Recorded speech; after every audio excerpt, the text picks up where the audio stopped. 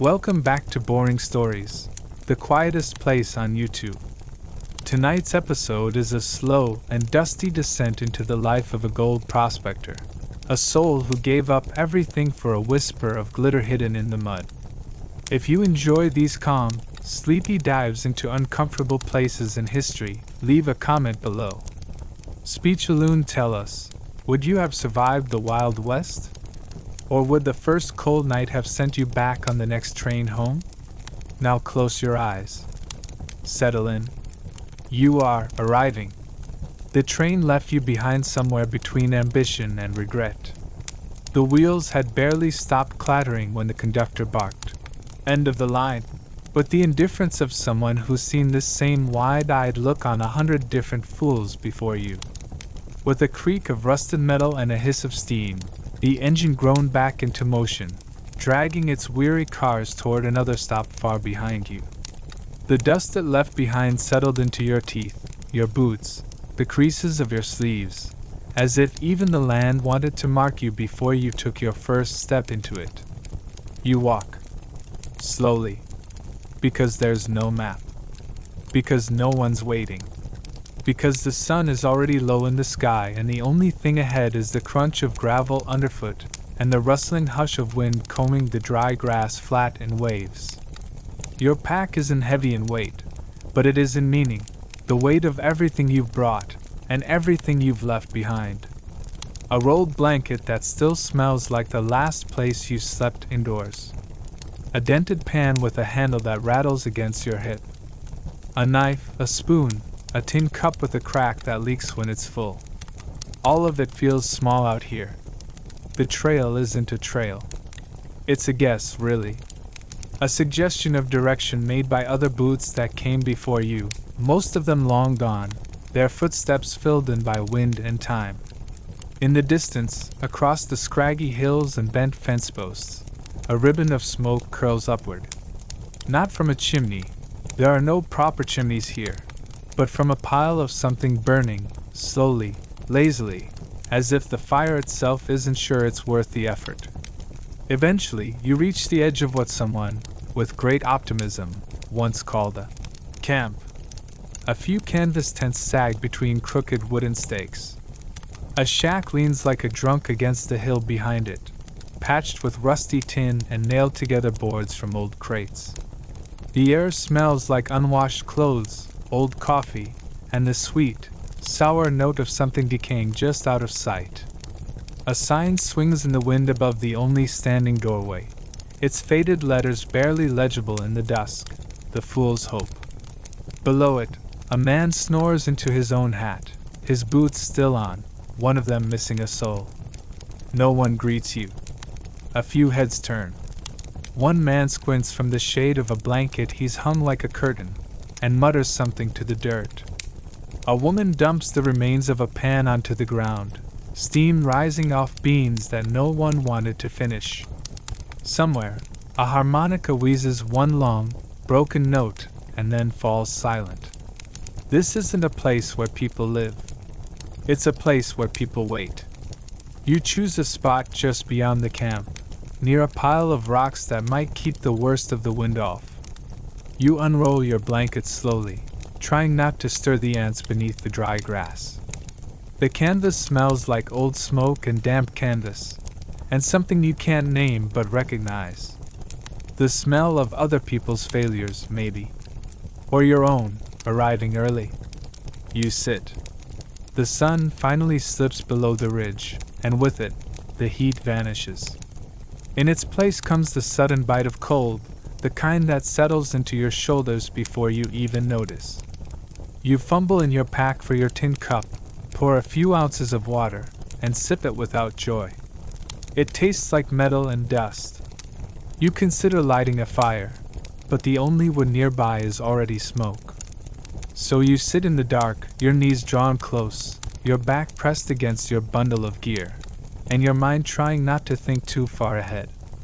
Above you, the stars appear, not one by one, but all at once.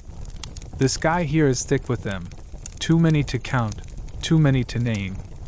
You remember someone saying once that gold shines like stars in the pan. But tonight you haven't touched water or rock or earth. Just empty road, heavy air, and the ache that begins in your legs and moves quietly up your spine. You're here. You've arrived. And nothing is waiting for you but the sound of wind scraping past dry wood and a long, sleepless night wrapped in a blanket that's too thin and dreams that already feel too far away. Night comes not with ceremony but with indifference. The last of the sun's glow slips beneath the far ridgeline, leaving behind only shadows that stretch longer than the stories you've heard in the saloons back east. A few stars blink to life overhead, cold and distant, offering no warmth and even less meaning. The dry earth beneath you has already lost its heat, and now it presses into your bones with the steady insistence of someone who doesn't much care whether you're welcome here or not. Somewhere nearby, a coyote lets out a sharp, ragged cry, and for a moment you can't tell if it's the sound of a predator or just another man coughing through the night. You try not to look like you knew. You pretend you've done this before, the way you sit, the way you slowly roll up your sleeves and flex your fingers as if they know this cold well. But your skin betrays you. Your hands, soft from too many years behind doors, tremble just enough when you try to strike a match that the tiny flame dies before it catches. You try again and again, until the last one finally sputters to life. It's brief. Golden glow makes the tent flap ahead of you seem like a stage curtain trembling before some awful performance. And tonight you are the only audience. The tent is worse inside than it looked from the outside. The canvas walls sag, stained from the inside out with blotches of mildew and the telltale brown of long-ago tobacco spit. A single cot leans against one wall, its rope frame stretched and sagging, the thin mattress on top of it discolored with the oil of other men's backs. You don't want to lie down, but there is nowhere else to go. The wind outside whistles through a slit in the side, bringing with it the scent of horses, fire ash, and the slow sourness of human bodies left too long in the sun. You take off your boots. That's the first mistake. The cold air immediately seeps in through your socks and starts chewing at your toes. But the real trouble starts when you crawl under the blanket, if you can even call it that. It's more of a rag, once wool, now thin to gauze in places. You try not to think about who used it before. You try even harder not to think about why they left it behind. It's not warm. It's not clean. It doesn't even cover your shoulders properly unless you curl into yourself, knees drawn up like a child hiding from a storm. Then the itching begins. At first, you think it's just the scratchy fabric. But the sensation doesn't go away. It moves. It spreads. First the back of your neck, then the folds of your knees, then under your arms. It's the kind of itch that doesn't go away when scratched. It multiplies, as if answering your attention with more. You sit up, scratching without grace, your breath coming in sharp little puffs of fog in the frigid air.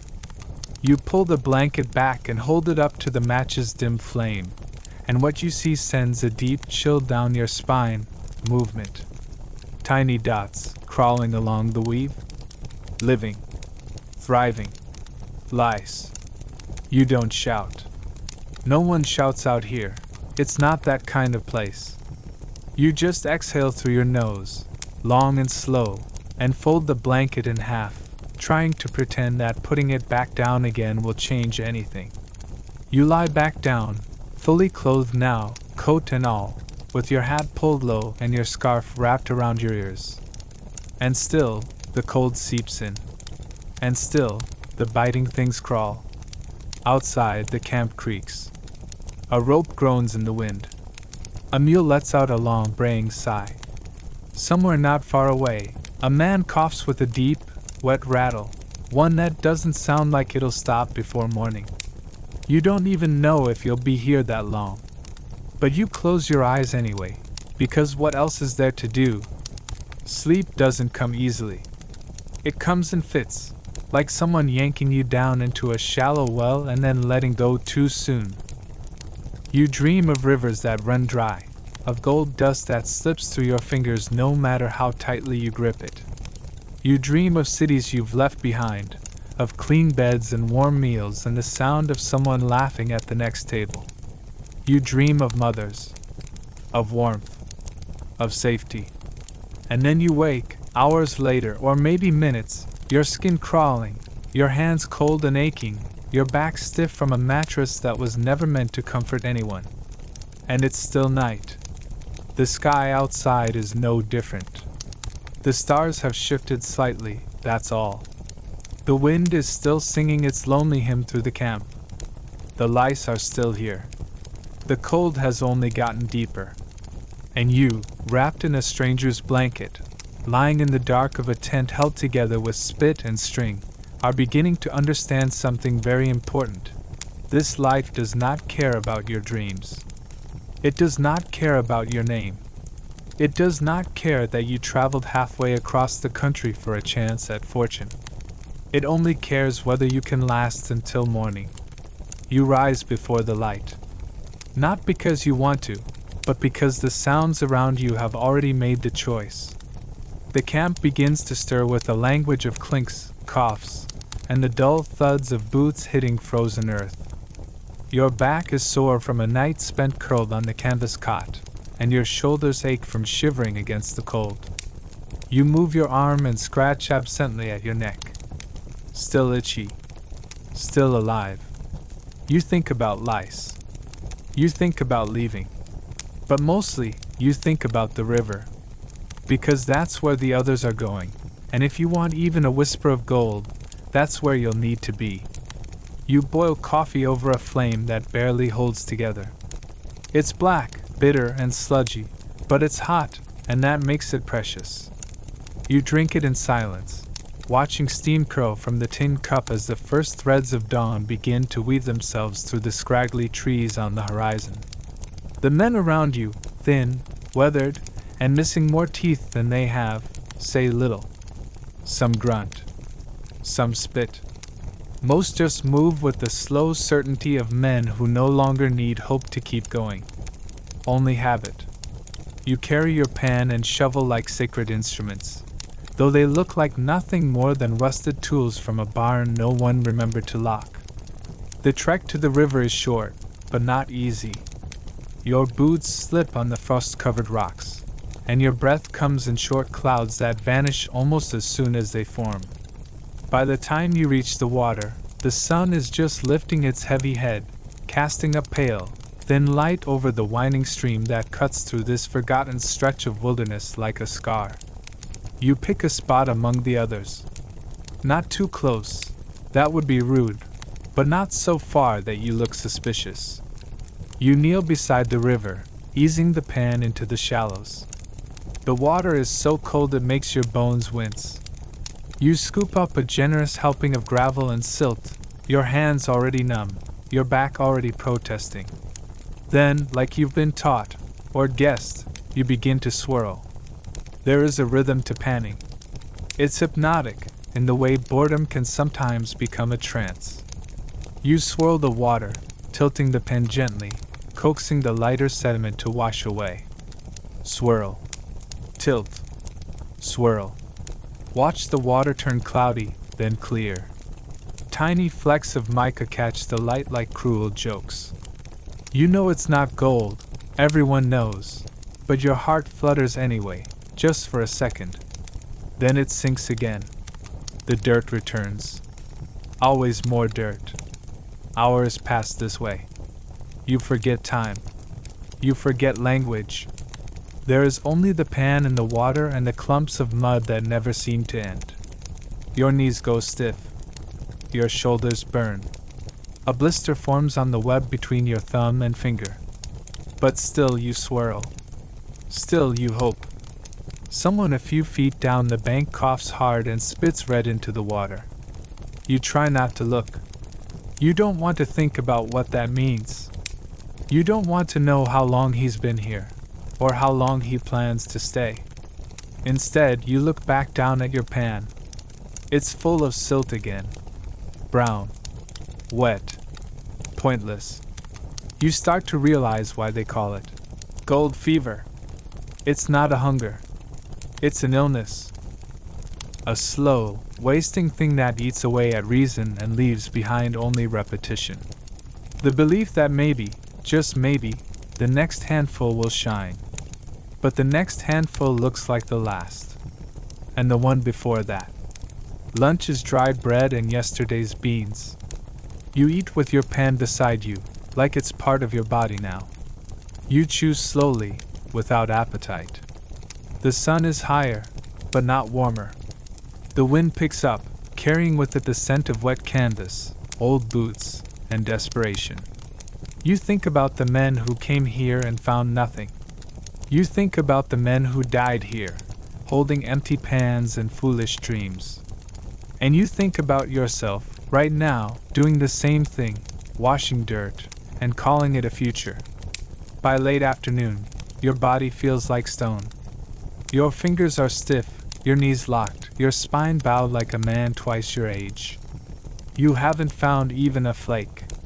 Not even a shimmer. And still you stay. Because the worst part isn't the labor. It isn't the cold. It isn't even the emptiness of your pan. It's the fear that if you walk away now, the very next scoop would have been the one. And so, like every fool before you, you go back to the river. You kneel again. You swirl the pan. And you tell yourself a lie that sounds almost like a prayer, just one more try. The morning begins the same way the last one ended, cold, damp, and dreadfully still. You blink up at the sagging canvas above you, your breath turning to faint mist, and you lie there for a while, staring, letting your limbs remember what it feels like to be in a body that worked too hard for too little. Your hands feel stiff. Your shoulders feel bruised. You've been sleeping in your clothes, not because you want to, but because undressing in this temperature feels like an invitation to sickness, and there are no doctors here. Only the slow judgment of men who will step over your fevered body to get back to their pans. When you sit up, the ache is immediate, a dull, pulsing soreness that starts in the small of your back and radiates outward. You flex your fingers. They crackle. You rotate your wrists. One of them pops. You rub your palms together, half to warm them, half to soothe them. But then your thumb brushes the base of your left index finger, and you wince. You look down. It's there, angry and pink and already swelling at the edge. Your first blister. It's small, but proud. A puffy little badge of failure. It hasn't burst yet, though you know it will. Probably soon. Probably at the worst possible moment. The skin is raised like a tiny dome, full of liquid that looks somehow both vital and disgusting. You press it very gently. The pain is sharp and direct, like your hand is reminding you who's in charge now. You pull on your boots slowly, with the kind of care a much older man might show to ancient knees. Everything in your body protests. Your heel has rubbed raw, your ankles are chafed, and one toe feels suspiciously damp, not from water, but from something darker, more familiar, blood. You ignore it. You have to. Because outside, the day has begun. Men are already hunched at the riverbank, working in silence. The same silence they wore yesterday. The same silence they will wear tomorrow. No greetings. No chatter. Just the sound of metal scraping stone and water slapping against the lip of a pan. You move among them now, not as a stranger, but not quite as one of them either. You're still soft. They can tell. They see it in your limp. In your too clean sleeves. In the way you flinch when your blister catches the handle of the pan. You find your spot again. Same as yesterday. The place where you found nothing. But today it feels more like yours. You set your tools down, slowly, carefully, as if placing them might matter. You kneel again, and the stones beneath you feel sharper, less forgiving. You scoop. You swirl. You wince. And then, the blister pops. It doesn't make a sound. but it feels like it does. A hot sting. A tear of skin. The rush of pain so clean and sudden that it steals your breath for a moment. You look down and see the faint smear of blood across the edge of the pan, already mixing with the muddy water. You swear softly, not out of anger, but out of acknowledgement. You knew this was coming. You knew this would be part of it. But still, the reality of it humbles you, hurts you, marks you. You keep going, because there's nothing else to do. The hours pass in the way hours do when the body hurts, not quickly, but also not slowly enough to be kind. You shift your grip, trying to spare your hand, but every position is wrong in a new way. You try a cloth wrap, but it slips. You try working one-handed, but that just makes you clumsy and slower than you already are. And always, the river is there, silent, uncaring, cold, like a god that forgot how to listen. You wonder again why you came. You remember stories. The ones about men who found a nugget the size of a fist and bought saloons with it. Men who struck veins so rich they glowed in the sunlight. But those men are not here. They are legends now, long gone or long buried. All that remains are men with cracked lips, dirt-crusted nails, and blistered palms like yours. You think about leaving. You think about what you'd do if you had a way out. But you don't. Not yet. Not with your sack empty and your name meaning nothing. By the time the sun begins to lower itself behind the jagged hills, your blister has become a wound. Red, swollen, ugly. You try not to touch it, but every movement does. Every motion reminds you that your body is flesh, and flesh was not meant to do this for long. You finish the day as you began it, tired, sore, and just a little less hopeful. You limp back to camp. You sit in silence by the fire, nursing your hand, staring into the flames as the others do the same. No one asks about your blister. No one offers advice. They've all had theirs. They know it's part of the price. They know it won't be your last. And you know it too. The mud came overnight. You didn't hear it fall. There was no thunder, no wild wind. Just the steady sound of water trickling from the sky like a leaky bucket that never runs out. And now, in the cold wet light of morning, it has turned the entire camp into a slop of brown, sticky, boot-sucking ooze. You step outside your tent and immediately regret it, not just because of the chill in the air or the ache in your shoulders, but because your left foot sinks down to the ankle before you even find your balance. Your boot makes a noise like a kiss when you pull it free, and not the good kind. You're not alone in your suffering. All around you, other miners are navigating the same mess, some cursing, some slipping, all moving slowly. The wooden paths laid between tents, if you can even call them that, are slick and warped and half submerged now.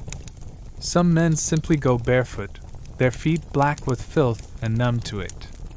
Others stomp around in oversized boots, the soles flapping, the leather splitting, bound together with twine and stubbornness. But no one looks surprised.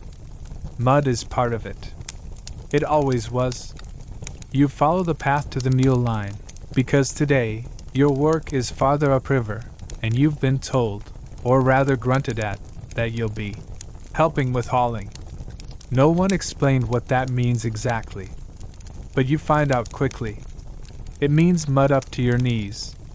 It means trying to coax a half-starved mule up a slope slicker than a bar of soap in a wash basin. It means rope burn and strained thighs and a sense of rising hopelessness that begins somewhere behind your ribs and spreads like slow fire. The mule you're assigned doesn't have a name. Just a rope and a look of long-suffering disgust. She's gray and bony and smells like every bad barn memory you've ever had. She doesn't like you. You can feel it. She tests you immediately, stops walking after 10 paces, plants her hooves like anchors, and turns her head just enough to make you wonder if she's thinking about kicking you. You pull gently. Nothing. You beg her. Nothing. You swear. She farts. Eventually, with the help of another miner, a man who smells like tobacco and old anger, you manage to get her moving. Sort of. She drags her hooves and groans dramatically, and you realize, painfully, that she's just smarter than you. She knows there's nothing waiting at the end of this path but more work. No food. No rest, no reward. And still, she moves. Eventually, the trail winds up along the river, past a half-finished sluice line and a few broken wheelbarrows half buried in the muck. Everywhere you look, men are knee-deep in filth, shouting at each other over nothing, slipping and stumbling, pulling at carts, at sacks, at rusted equipment so heavy it feels like a punishment. You see one man fall forward into the mud and simply lie there for a moment, not hurt, not stuck, just still. Just too tired to get up right away. No one helps him. No one even comments. He gets up eventually, covered in it. He spits out a rock, keeps walking. When you finally reach your destination, it's a small rise overlooking a bend in the river. There are 3 men there already, one of whom nods without looking and points to a pile of sacks. You don't ask what's in them. You don't want to know. But you hoist one anyway, the weight surprising you, not because it's so heavy, but because it feels heavier than it should, like the sack itself has absorbed the exhaustion of every man who carried it before you. Your blister protests immediately. Your back tightens. The mule stares at you as if to say, "See? I told you this was pointless." You load. You lift. You trudge. And the mud does not care. It's in your boots now. In your socks. Between your toes. Clinging to your cuffs, weighing them down like wet iron. You feel it in your waistband somehow. Under your fingernails. In your mouth. You don't remember putting your hand near your face, but there it is, the taste of wet clay and something sour. You spit. It doesn't help. By midday, the sun peeks through, briefly, and the camp turns into a strange, steamy stew of stink, sweat, mule droppings, churned up river water, and human exhaustion baked gently under weak light. A miner walks by you carrying a pickaxe over his shoulder. His pants are missing a leg. No one knows why. He doesn't explain. You don't ask. You just nod. You try to talk to someone, maybe to complain, maybe to joke, but the man beside you has 2 missing teeth and doesn't smile. He says only 2 words. Keep pulling, Dot. So you do. Later that evening, when you finally return, when the mule is tied off and your socks are drying over a fire that smells more like smoke than warmth, you sit on a crate and realize that your body has given up trying to resist the filth. You are no longer avoiding mud. You are made of it. You are mud, with a beating heart and a sore back. And somehow you think maybe this is what gold does, not to the land, but to the men. It grinds them down. Slowly. Muddily. Thoroughly. The first thing you learn when you try to build a shelter in the middle of nowhere is that you build with what you can scavenge, not what you want. There are no carpenters, no neatly stacked planks delivered on a wagon. Instead, you pick through the wreckage left behind by those who came before you. Rusted tin, warped boards, broken nails, scraps of canvas faded by sun and soaked by rain. Every piece is weathered, cracked, or bent beyond easy repair. The landscape is littered with remnants of failed dreams, and your hands tremble as you gather the few usable scraps, your fingers raw and trembling from the chill and the rough edges of splintered wood. You settle on a spot near the creek, not too close, because the water swells during heavy rains, swallowing everything in its path, but close enough to fetch a bucket without your legs cramping. The earth here is thick with mud, mixed with dead leaves, crushed insects, and the faint sour scent of old sweat and sweat-drenched canvas tents collapsed on the ground. You clear away rocks and broken bits of metal, your breath clouding in the cold air, and try to level the patch as best as you can. Every movement drags a grunt from your throat, your muscles screaming with fatigue you didn't know you had. The pieces you've found are a sorry collection. A few rotten planks with nails barely clinging, a rusted piece of tin that you hope will work for a roof, a torn canvas flap that might keep the worst of the wind out. The nails are scarce, and you're forced to fashion makeshift fasteners from twisted wire you found tangled in a fence post. The wire cuts into your skin as you bend it around the wood, and you taste copper in your mouth from the fresh scratches on your hands. You work methodically, hammering what nails you do have into wood that threatens to split, twisting wire tighter and tighter until your knuckles whiten. Every mistake echoes loudly in the quiet camp, a plank dropping, a nail bending, a rusty tool clattering to the ground. The old mule outside swishes her tail and stamps a foot, sending a puff of dust and flies into the cold air. She watches you unamused. The walls take shape slowly, uneven, crooked, but stubborn. You patch holes with mud and bits of torn cloth, stuffing whatever you can find into the gaps to keep the worst of the weather from creeping in at night. The roof is a patchwork of bent tin sheets, each one scratched and dented, overlapping imperfectly to catch the rain as best as possible. You can hear the wind whistle through the cracks already, promising to test your efforts soon. When you finally stand back, the shack looks more like a leaning sculpture than a shelter. The door is a flap tied with a frayed rope, barely hanging on hinges made of twisted wire. The smell inside is damp and earthy, a mix of wet wood, mud, sweat, and the faint trace of mildew. The dirt floor is cold and uneven, a stark reminder that comfort is a luxury you can't afford here. But it's yours, a small piece of claim, a refuge from the relentless cold and the endless mud outside. Sitting inside, you let the exhaustion wash over you like the muddy water that clings to your boots. The wind presses against the walls, and somewhere outside, the mule groans softly, a sound that feels like the echo of your own tired bones. You close your eyes and think about tomorrow. More hauling, more mud, more blistered hands and aching muscles. But for now, this shaky shack is a victory, however small. It's a place you built from nothing but desperation and scraps. It's your home, if only for a night. And that, in Gold Country, is enough to keep you going. No matter how many hours you spend hunched over the cold, rushing water of the creek, fingers numb and lips blue from the chill, the gold dust seems always to be just beyond your reach. The creek stretches ahead, winding like a snake through the rocky valley, its waters rushing over smooth stones and tangled roots, carrying secrets that tease every miner who dares to dip a pan into its depths. You know by now the cruel truth. The glimmers of gold you glimpse are rarely under your feet. Instead, they shimmer mockingly downstream, or perhaps around the bend, waiting for someone foolish enough to chase them. Each morning begins the same.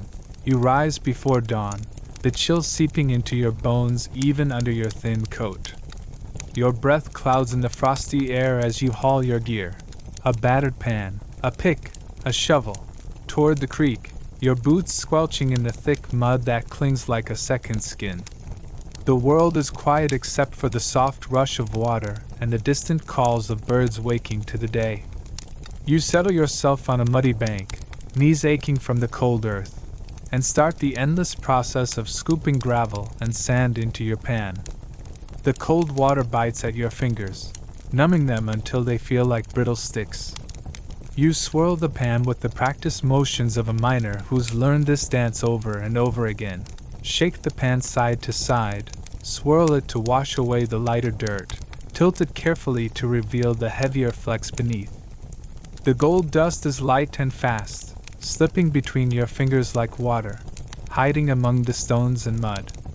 Sometimes you spot a tiny sparkle, a promise, a tease, but it's never enough to fill your hopes. Each time you reach for it, the glimmer fades into nothing but ordinary sediment. Around you, the creek is alive with the same desperate dance. Miners squat on every available patch of bank, their faces etched with dirt and exhaustion, eyes flickering with a mix of hope and despair. Some shout curses when their pans come up empty, others sit quietly, resigned to another day of toil with no reward. The smell of sweat and wet earth hangs heavy in the air, mixing with the faint metallic tang of old tools and the sharp scent of pine from the surrounding forest. The creek itself seems endless, every bend promising a new claim, a fresh start, but always delivering the same relentless struggle. You watch other prospectors packing their gear, trudging upstream through thick brush and muck, chasing whispers of richer deposits. The thought of moving again, leaving behind the few meager piles of gravel you've collected, weighs on you. Your muscles scream in protest at the constant hauling, your hands blistered and raw from the cold water and rough stones. Yet the promise of gold just a little further on is a siren song that won't let you rest. You recall the stories told around campfires at night, of men who struck it rich just beyond the next bend, of pans heavy with gold dust and nuggets large enough to make a man's fortune. These tales keep you going, pushing you to fight through exhaustion and disappointment. The creek is both your enemy and your salvation, a cruel trickster hiding treasures in its depths but offering only mud and cold to those who linger too long. As the sun climbs higher, its weak rays struggle to warm your chilled hands. Your back aches from bending over the rushing water, your knees stiff from kneeling on the cold stones. You swallow hard against the frustration building in your chest. Another scoop, another swirl of the pan, and still, the glitter you seek slips away like smoke through your fingers. But you keep at it, because to stop now would be to admit defeat. And in this unforgiving land, surrender means nothing but fading into the endless ranks of those who came before, forgotten and empty-handed. The creek flows on, indifferent to your struggle, its waters carrying whispers of promise and loss. And you, stubborn and tired, follow its twists and turns, chasing the gold dust that is always in the next creek, forever out of reach, but never out of hope. Out here in the vast, unforgiving wilderness, miles from any semblance of civilization, the silence presses down on you like a heavy cloak. The towering pines sway faintly in the cold breeze, their branches creaking softly as if whispering secrets only the wind can understand. Around you stretches nothing but rocky earth, tangled brush, and the ceaseless murmur of the creek winding its way through the valley. In this lonely expanse, friendship is a rare and precious thing, a treasure as elusive as the gold dust hidden beneath the stones. And yet, amid all the hardship and isolation, you find comfort in one unlikely companion, a battered tin coffee pot, scarred from years of use, blackened by soot, but faithful as the rising sun. From the moment you wake each day, before the sun even peeks over the distant hills, the tin coffee pot becomes your anchor. You fumble sleep from your eyes, your body aching from yesterday's toil, and drag yourself to the small patch of cleared ground where the campfire flickers weakly against the morning chill. The pot sits patiently beside the embers, its dented sides reflecting the flickering flames as you fill it with water drawn from the cold creek.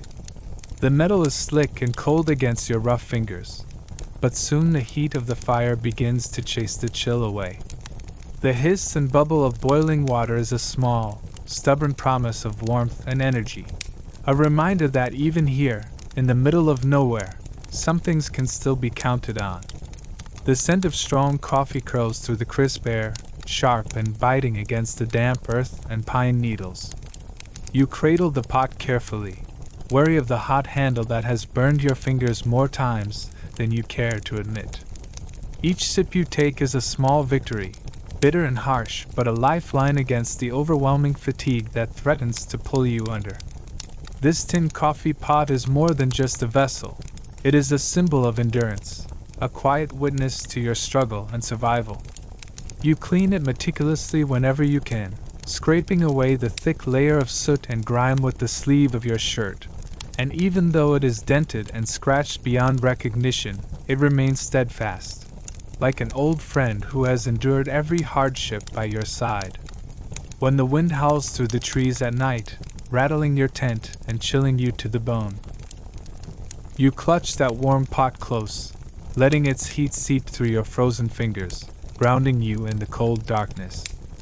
Around you, the other miners have their own ragged belongings: worn boots, cracked mugs, rusted pans, each telling a story of hard luck and hope. But none possess a companion quite like this tin coffee pot, the one piece of normalcy you cling to amid the chaos of gold fever. It is your constant in a world where everything else is uncertain and fleeting. When the creek runs dry or the pan yields nothing but sand, you return to this humble friend, finding solace in the ritual of boiling water and the sharp, comforting taste of coffee. Sometimes, late at night by the dim glow of the dying fire, you imagine the coffee pot as a silent confidant. It hears your whispered curses at the endless toil, your whispered prayers for luck, and the rare bursts of laughter that erupt when fortune finally favors you. It knows the weight of your exhaustion and the flicker of stubborn hope that keeps you digging another day. In this lonely, merciless land, where men often lose themselves to despair, this battered pot is a small anchor to your humanity. The days blend into one another, marked only by the cycle of boiling water and the promise of a bitter drink. The coffee is hardly the luxury it might seem in a town. More often than not, it's gritty, burnt, and far from sweet, but to you, it's sustenance of the soul. The warmth radiating from the pot seeps deep into your bones, chasing away the relentless cold and the creeping dread of failure. It's a reminder that you are still here, still fighting, and still hoping. As the sun dips below the jagged peaks and the shadows stretch long across the creek, you pour the last dregs of coffee into your chipped tin cup. The fire crackles softly, sending sparks swirling into the night sky, and you hold the cup close, savoring the brief comfort it brings before the cold and silence settle back in. In this vast, lonely wilderness, where the gold dust is forever just out of reach, the tin coffee pot remains your truest companion, a small but steadfast reminder that even in the darkest, hardest places, a flicker of warmth and friendship can survive. The sky is a heavy, unbroken sheet of iron-gray clouds that hangs low over the rocky hills, suffocating the world beneath it in a damp, cold embrace. From the moment you wake, the sound of rain is your constant companion, relentless, unyielding, like the drumbeat of some cruel, indifferent god. It has been days, maybe even weeks, since the first drops began falling, each one soaking deeper into your tired clothes, your aching bones, your very spirit. The camp, once a modest patch of rough-hewn survival, has turned into a quagmire of mud and misery. Your boots sink with a wet squelch into the earth, each step heavier than the last, dragging through the sticky muck that clings stubbornly, as if trying to pull you down into the ground. The creek near your claim, once a clear, sparkling ribbon winding through the rocks, is now a churning, muddy torrent.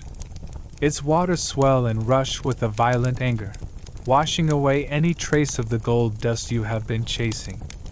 Every time you lower your pan, filled with sediment and hopes, the muddy water rushes in too fast, blurring the glint of what little treasure might be there.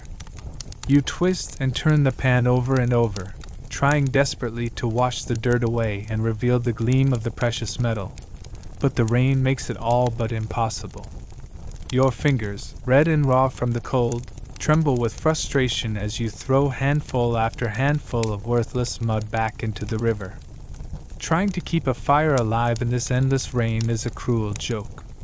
The damp wood refuses to catch, and the smoke curls weakly and vanishes almost immediately into the thick, wet air. Each time you coax the flames to life, a sudden gust or a heavier splash from the rain snuffs it out, leaving you shivering beside a cold ash pile.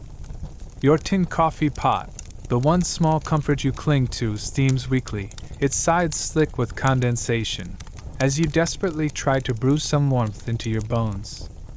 But the bitter, thin coffee can barely fight the chill that settles deep into your muscles and sinks into your very soul.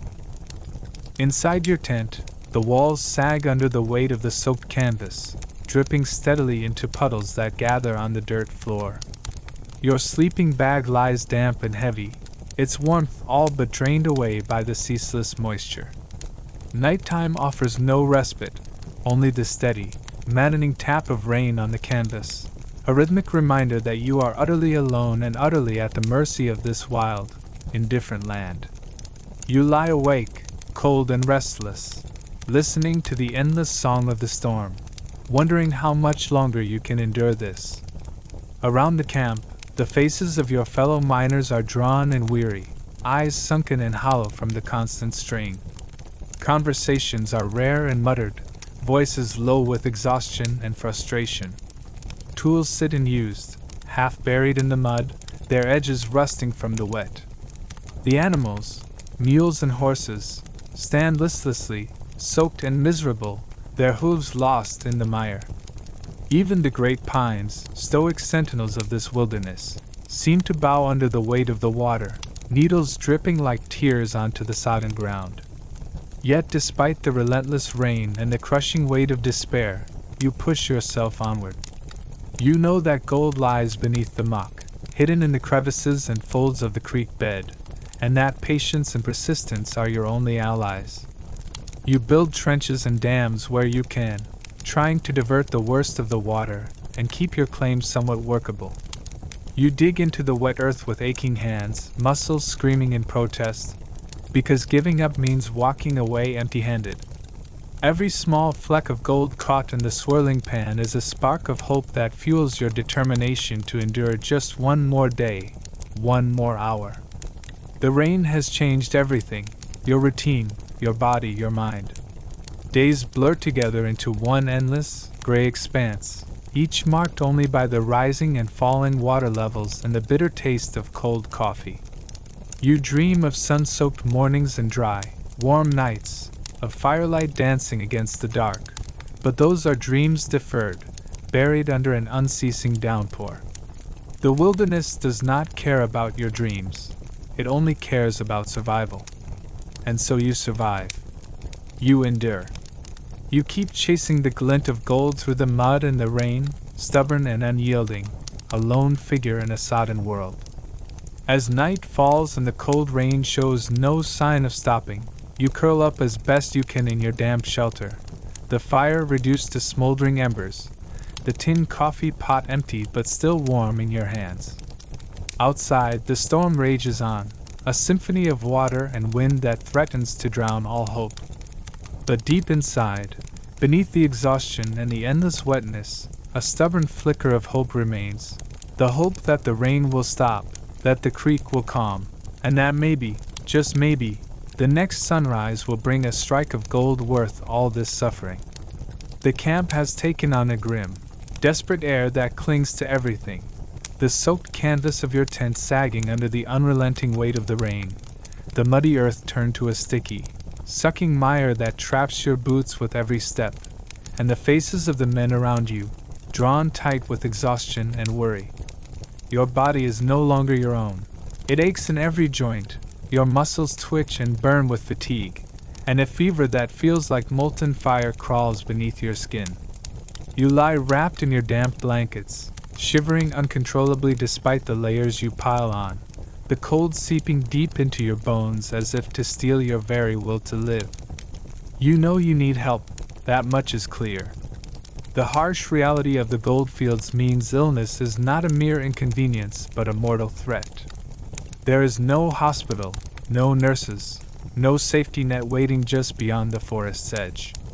The nearest doctor lives 2 days away, a grueling journey over rough, muddy trails and tangled woods, roads that twist like serpents through the wilderness.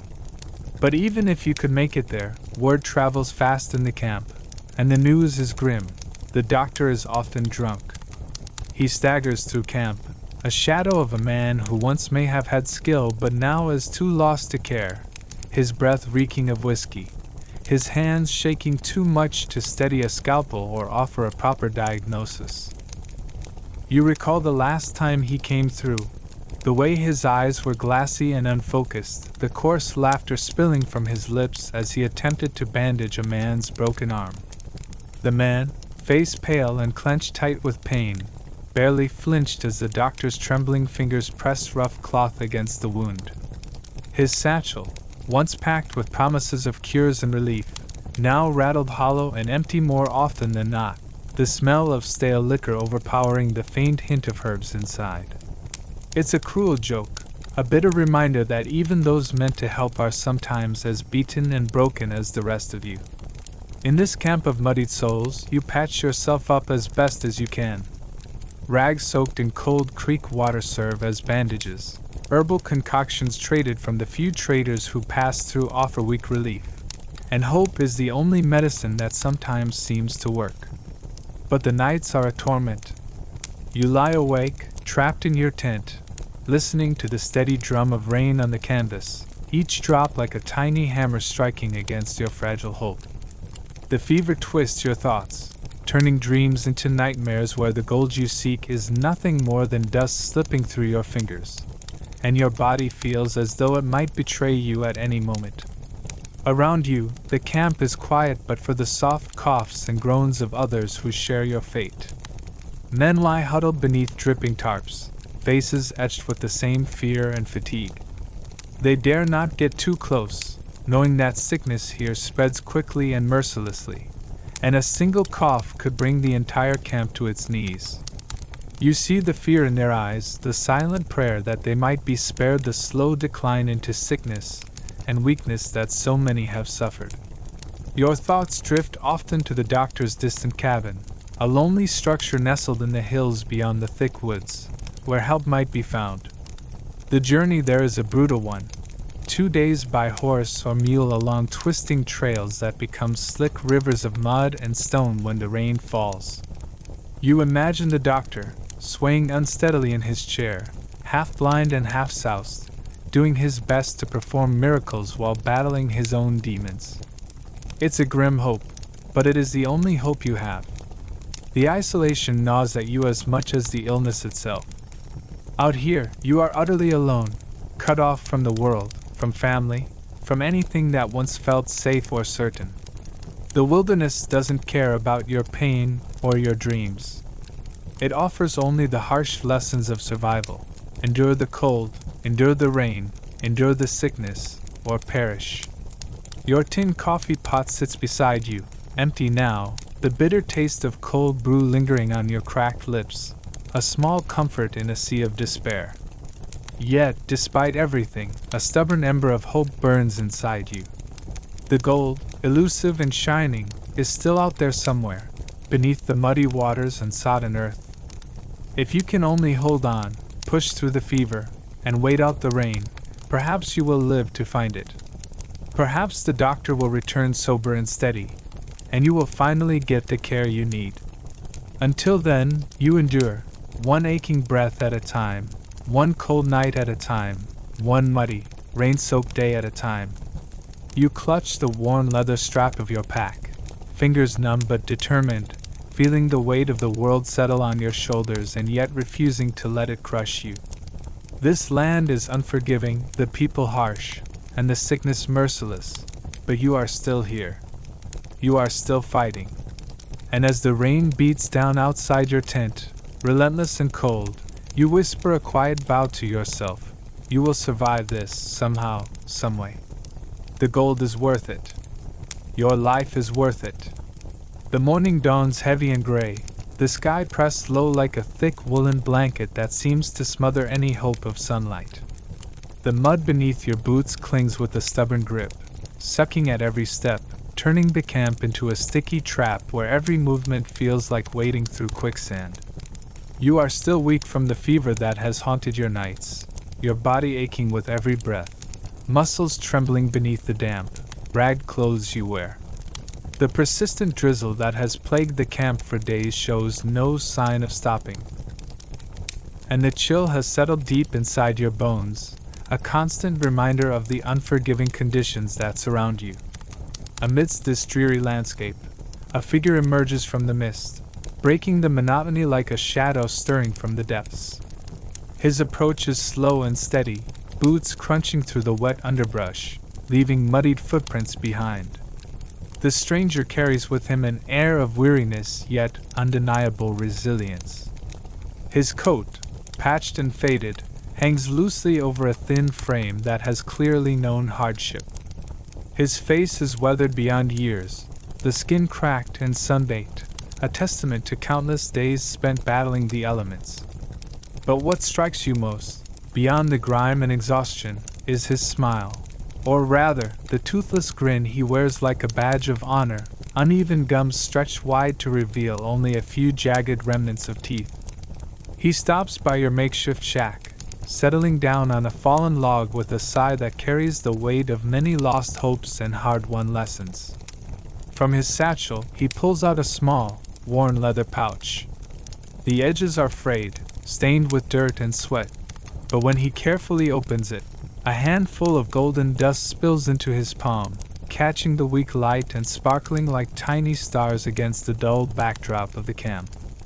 You lean closer, mesmerized by the glittering promise of fortune that this small handful represents, a promise you have chased with every ounce of your strength, only to be met with endless hardship. The stranger's voice cuts through the damp silence, rough and gravelly like the creek stones beneath your feet. Gold don't give itself up easy, friend. You gotta know where to look, and even then, it's a game of patience and pain. He pauses, eyes scanning the horizon as if seeing something far beyond the muddy creek and sagging tents. I've been at this longer than most. Seen more sunrises and more heartbreak than I can count. But I keep coming back because sometimes, just sometimes, the creek smiles. His stories come like slow fires burning through the cold morning air, tales of narrow escapes from claim jumpers with guns drawn, nights spent shivering beneath a thin blanket of stars, the taste of desperation mingled with hope. He tells of men who lost everything chasing dreams of gold, their bodies buried beneath the very soil they sought to claim. But also of moments when the creek yielded enough to fill a pocket and a heart with promise, when the dust in the pan sparkled brighter than any star. Despite the roughness of his appearance and the gaps where teeth once were, there's a kindness in his eyes, a flicker of warmth that cuts through the gloom. He shares advice like precious nuggets, how to spot the heavier gold settled beneath the silt, where to find water cleaner than the muddy creek, and how to keep a steady mind when the weight of the world threatens to crush your spirit. Don't trust every man you meet out here, he warns quietly, voice low. But don't lose your trust in all men either. The gold's cold, but people can be colder. You nod, feeling the truth of his words settle deep inside you, mingling with the ache in your chest and the faint spark of hope you've been nursing. For a fleeting moment, the loneliness that has wrapped itself around you like a second skin loosens its grip. Here is someone who understands the hunger, the pain, the constant fight against nature and fate alike. But then, just as suddenly as he arrived, the stranger stands. His movements are slow but deliberate, the weight of his pack shifting against his back. I've got to move on, he says, voice tinged with a tired resolve. Maybe I'll strike it rich down the next creek, maybe not. But you, keep your eyes sharp and your heart steady. You'll find your way. His toothless grin widens in that crooked, ragged way once more, and with the tip of his battered hat, he disappears back into the mist, swallowed by the endless gray. You watch the fading shape until it blends into the misty wilderness, feeling a strange mixture of loss and gratitude. For all the hardship, for all the sickness and endless rain, moments like this remind you why you endure. The gold may be elusive, the land cruel, and the people harder still, but somewhere beneath the mud and misery lies a glimmer of something worth fighting for. And as you turn back to your shack, the gold dust still sparkling faintly in your memory, you clutch your warm pack a little tighter, steeling yourself for whatever the next day will bring in this relentless, unforgiving land. The first whisper of winter arrives not with a sudden storm, but as a creeping chill that snakes through the camp like an unseen predator. It begins in the early hours, when the breath of the earth itself seems to freeze midair, crystallizing into tiny diamonds that glitter on the tattered tents and frost-bitten leaves. The creek, once a lively ribbon of rushing water and glistening gold, has slowed to a near halt, its surface now a fragile sheet of ice mottled with cracks that shimmer faintly in the pale, weak sunlight. The air is sharp and biting, so cold it burns the inside of your nostrils and numbs your fingers despite the gloves you wrap tightly around them. You wake each morning shivering, the thin blankets in your shack no match for the freezing nights. The wooden walls, hastily nailed together from scrap lumber and broken crates, groan under the weight of snow and ice, and the wind howls through the cracks like a chorus of restless spirits. Your breath forms clouds that hang in the air, slowly dissipating into the silence that has settled like a heavy fog over the camp. The mud paths you once trudged through now harden into slick ice patches, making every step a cautious gamble between balance and fall. Your boots, once soaked daily, are stiff and cracking from the cold, the leather groaning with each movement. The miners move through this frozen landscape like ghosts, their faces pale, eyes sunken and weary, their bodies wrapped in layers of threadbare clothing patched again and again with whatever fabric they could find. Conversations are sparse. The few words spoken are low and tired, weighed down by fatigue and the gnawing worry of dwindling supplies. Food is a scarce treasure now, and the communal pots that once bubbled with stews rich in roots and salted meat have long since cooled, emptied to nothing but memory. You watch as men gather around small fires, hands stretched out over the flames, desperate for warmth that never seems enough. The creek is locked beneath its icy coffin, the promise of gold hidden away as if mocking your efforts.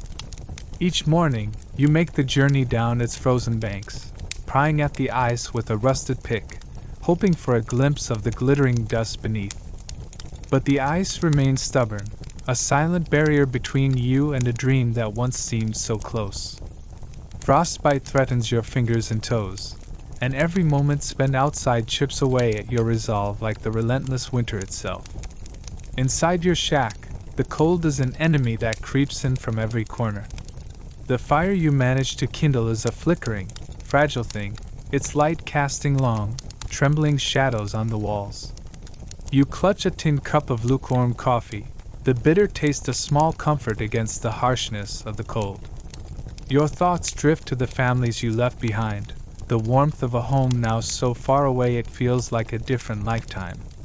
The loneliness wraps around you like the cold, a heavy cloak that presses on your spirit. Night brings a silence deeper than any you've known, broken only by the howl of the wind and the occasional crack of freezing wood. Sleep is elusive.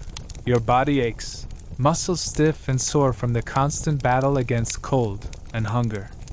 You dream of firelight and summer sun, of green hills and running water, but each morning you wake to the same gray, frozen world. Yet despite the biting frost and the weight of despair, a stubborn ember of hope remains. It is this hope that keeps you moving, keeps you digging, keeps you staring into the dark, waiting for a sign that spring will come again. Winter is not just a season here, it is a test of will and endurance, a harsh reminder of how fragile life is on the edge of civilization. Every breath is a victory, every sunrise a promise that the fight is not over. You wrap yourself tighter in your coat, gaze out over the frozen creek, and steel your heart for the long, hard months ahead. Because in this relentless cold, where gold is hidden beneath ice and hope feels like a distant flame, you know one thing for certain: survival is the richest prize of all. The nights have stretched so long now that the sun's brief appearance seems almost like a cruel joke, a fleeting visitor slipping away before you can even truly see its face. Each morning, you wake to a sky tinged with the faintest touch of gray, as if the world itself is holding its breath, waiting for something to change. But the change never comes. Instead, the cold settles deeper into your bones, a stubborn frost that refuses to melt even in the few hours of weak daylight. The land around the camp, once alive with the restless noise of men and animals, has fallen into a stillness so complete it presses against your very spirit, threatening to crush it under its weight. Outside, the creek lies frozen solid, a sheet of ice that glimmers dully under the faint light, concealing the glittering gold dust beneath its cold prison. The earth is hardened and cracked, its once muddy banks now a frozen maze of sharp edges and brittle ice. Every step you take crunches sharply, the sound echoing eerily in the cold air. The trees stand bare and skeletal, their branches reaching out like ghostly fingers against the slate-gray sky. The wind blows relentlessly, a chilling breath that seeps through every layer of clothing and rattles the thin walls of your shack, whispering cold secrets that make your skin prickle. Inside your small cabin, the long night feels like a living thing. The thin wooden walls do little to keep the cold at bay, and the fire in your hearth sputters and struggles to stay alive, its flames a flickering defiance against the overwhelming darkness. You wrap yourself in the threadbare blanket that has seen better days, but it offers little comfort against the icy fingers that creep through every crack and crevice. Your hands, numb and stiff, clutch a tin cup of bitter coffee, its warmth barely enough to chase away the chill that settles deep in your chest. The silence is deafening, broken only by the distant howl of wolves or the crackling of the firewood. With so few hours of daylight, the mind begins to wander in dangerous ways. Memories of warmer times, of families left behind and futures hoped for, swirl together with the harsh reality that now surrounds you. Each long night stretches endlessly, a cold prison where loneliness gnaws at your spirit. Sleep is fitful, plagued by dreams of falling through thin ice or wandering lost in endless snowdrifts. When you wake, the darkness seems to press closer, as if trying to pull you back into the shadows. The camp itself feels like a ghost town. The usual bustle of activity is reduced to the bare minimum, with men moving sluggishly through their daily chores, their faces pale and drawn from lack of sun and hope. Conversations are few and hushed, spoken in low tones that barely rise above the biting wind. Around small fires, miners huddle together, sharing what little warmth they can, their eyes reflecting the flickering flames but shadowed with exhaustion and worry. The rations are running dangerously low, and the thought of the coming months with nothing but frozen ground beneath your feet makes the heart sink. Yet despite this overwhelming cold and darkness, there is a fierce stubbornness that keeps you going. You remind yourself that the sun will return, that the ice will thaw, and that beneath this frozen landscape lies the promise of gold, the reason you endure, the reason you survive. Each breath, each heartbeat, each shivering step forward is a quiet victory against the merciless winter. Though the nights are longer than the days, and the cold seems endless, your spirit remains unbroken, fueled by a hope as fierce and unyielding as the wilderness itself.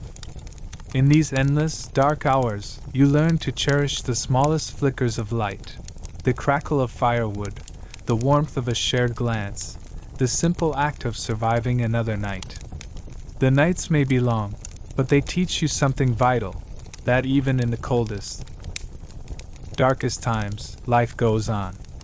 And so you press on, wrapped in layers of ragged clothing, your breath a steady cloud in the frozen air, eyes fixed on the distant horizon where dawn will one day break again.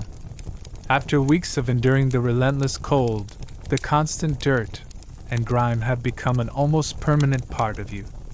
Your skin, once soft and supple, now feels rough and cracked, coated in layers of dust, sweat, and the unshakable scent of campfire smoke.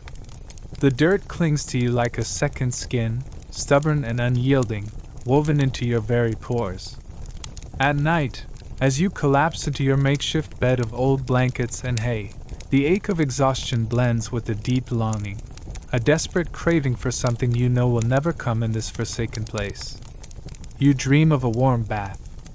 Not just a simple rinse, but a long soak in steaming water, where the heat penetrates every muscle and joint, washing away the weeks of toil and hardship. You imagine the soothing rush as the warm water carries away the grime, the sweat, and the bitterness of failure, leaving behind only a clean, fresh skin and a heart unburdened by cold and loneliness. It's a dream so vivid it almost feels like a memory of a life before this wilderness, before the endless dirt and ache. In the quiet moments when the camp is hushed and the cold night presses in, you close your eyes and picture a wooden tub filled to the brim with steaming water. You see the flicker of a lantern casting dancing shadows on warm, worn walls. You smell the faint scent of pine and lavender soap, hear the gentle splash as your hands submerge beneath the surface.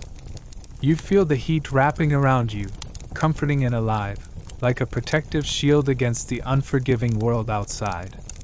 You imagine running your fingers through your hair and feeling the soft, clean strands slide through your fingers, unburdened by knots or dust. But when you open your eyes, the cold bites sharply at your exposed skin.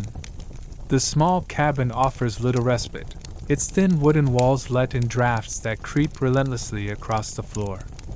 Your blanket is threadbare, and even wrapped tightly, it cannot keep the chill from seeping into your bones. The tin cup of lukewarm coffee beside you offers little comfort. Outside, the wind howls and rattles the loose planks of your shelter, a mournful reminder of the wild world beyond. Water is a luxury here, far beyond reach. The creek that runs nearby is frozen solid or too cold to touch. To wash, you must brave the icy water, scooping it into your palms with trembling hands and rubbing it quickly across your face before the cold numbs your skin. A brief rinse, a harsh shock, but never the comfort of warmth. Your clothes are stiff with dried sweat and mud, your hair matted and tangled, and the constant itch of dirt beneath your nails a constant torment.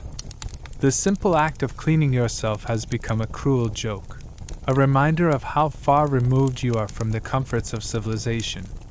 Sometimes you catch your reflection in a scratched piece of broken glass or the still surface of a tin cup, and you barely recognize the person staring back.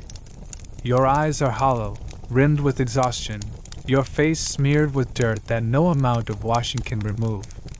The grime is a mask, a badge of endurance, but also a silent scream for relief.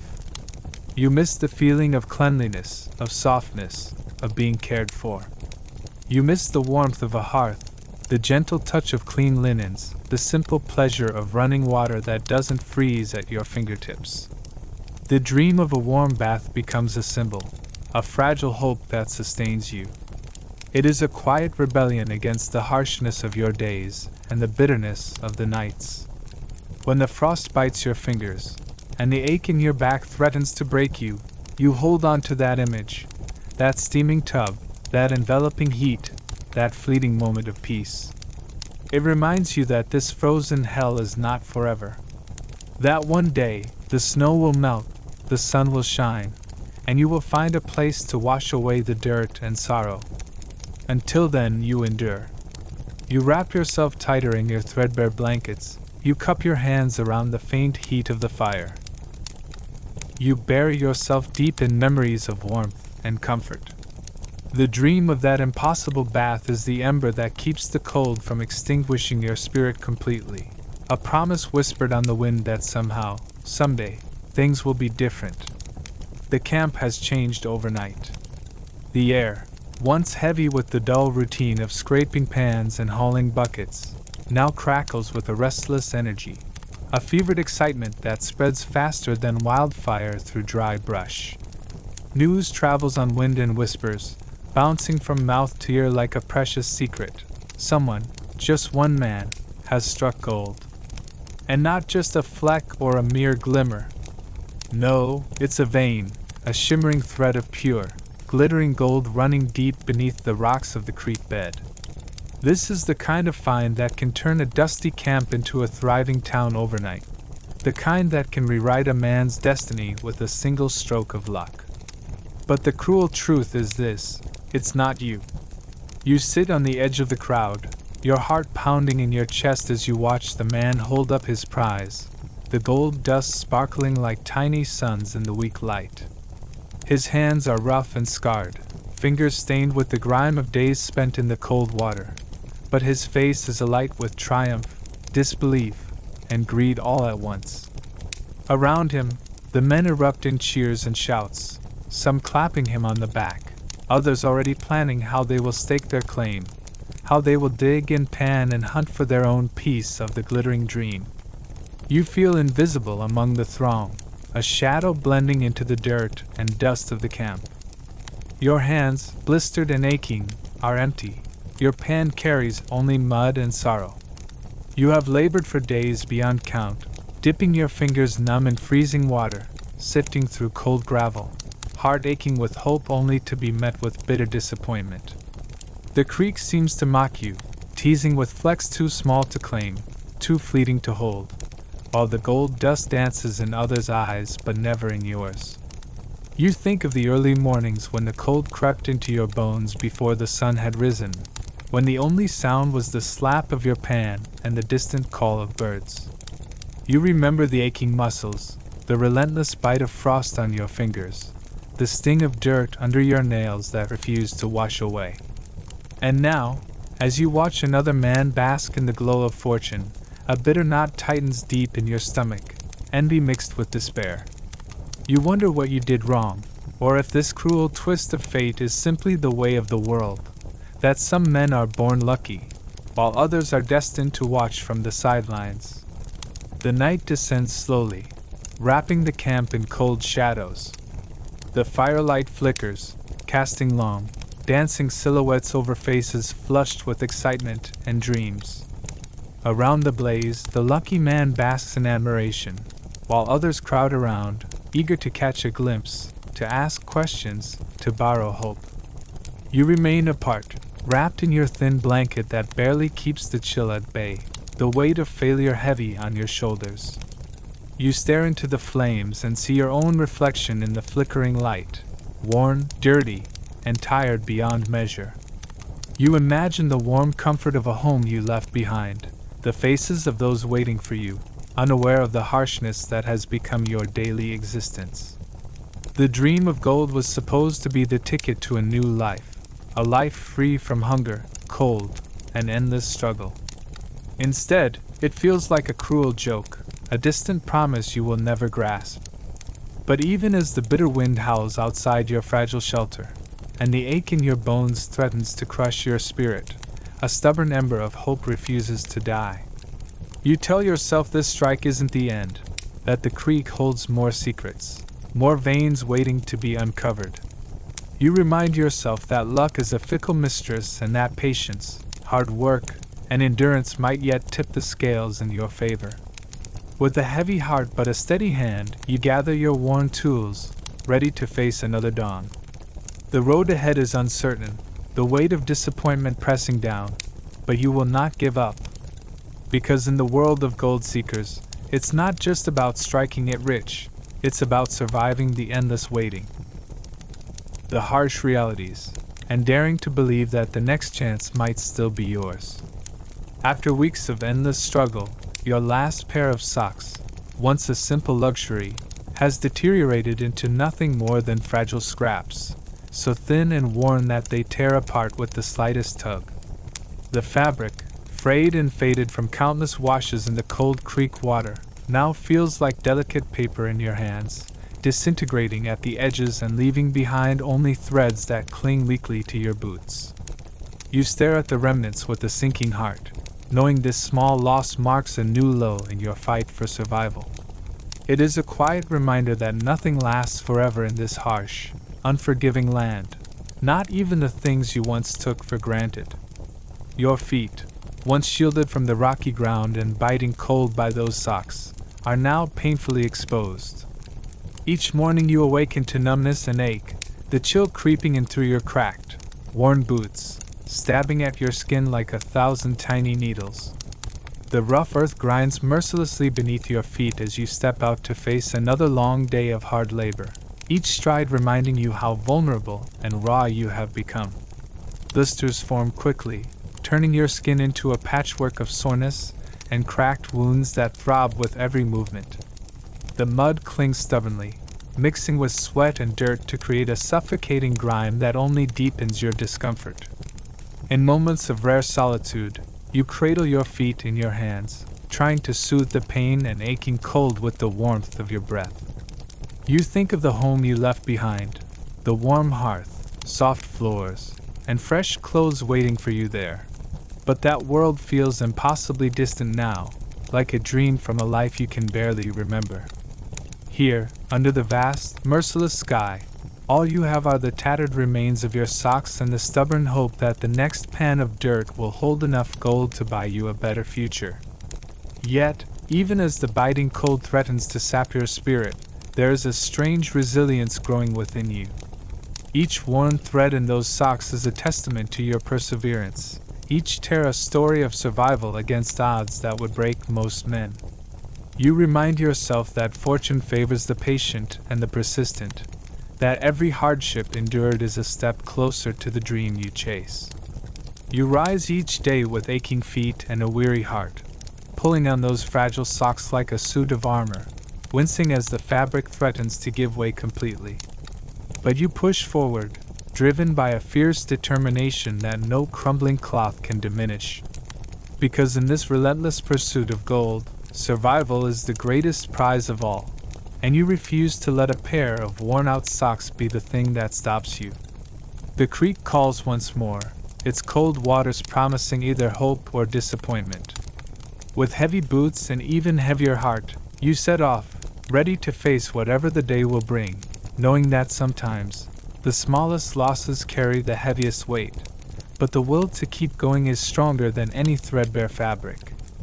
After a day that seemed to stretch endlessly under the blistering sun, when your hands are raw and aching, your clothes soaked through with sweat and grime, the only thing that calls to you as the shadows lengthen is the small bottle of whiskey resting on the rickety wooden table outside your makeshift shack. That bottle, dented, scratched, and covered in a thin layer of dust, is more than just liquor. It's a fragile thread to a world beyond this harsh mining camp, a fleeting comfort against the relentless grind of your existence. With shaking hands, you lift the bottle, knowing full well that the warmth you seek is as temporary as the shimmering mirage of gold in the creek's muddy waters. Pouring the amber liquid into your battered tin cup, you catch the fading light, the color of liquid fire glowing softly. The smell hits you first, a sharp, pungent scent that promises relief but carries a sting of bitterness. You bring the cup to your lips slowly, as if bracing yourself for the sharp truth it holds. The whiskey burns fiercely, a fiery lash that sears down your throat and settles deep in your chest, igniting a fierce, chaotic blend of pain and memories that wash over you like a cold wave crashing against jagged rocks. The taste is unforgiving, smoky, bitter, and heavy with the weight of every mistake you've made since arriving here. It tastes like regret, the kind that seeps into your bones and claws at your heart when the camp grows quiet and the night swallows every sound but the crackle of the fire. It tastes like the faces of men you once called friends, now lost to the unforgiving wilderness or to their own failures, swallowed up by the same greed and desperation that drove you here. It tastes like the long nights spent shivering beneath a threadbare blanket, every scratch from lice a cruel reminder that comfort is a luxury far beyond your reach. Each swallow brings back the sharp sting of blistered feet trudging over rocks and through mud, the raw ache of muscles that refuse to heal, the endless frustration of pans filled with dirt and stones rather than gold. The whiskey tastes like the cold, creeping slowly through your bones as the winter winds howl through the camp, cutting sharper than any blade. It tastes like loneliness so thick you can almost touch it, a silent companion to the harshest days and the longest nights. Yet beneath the bitterness, the whiskey offers a strange kind of solace.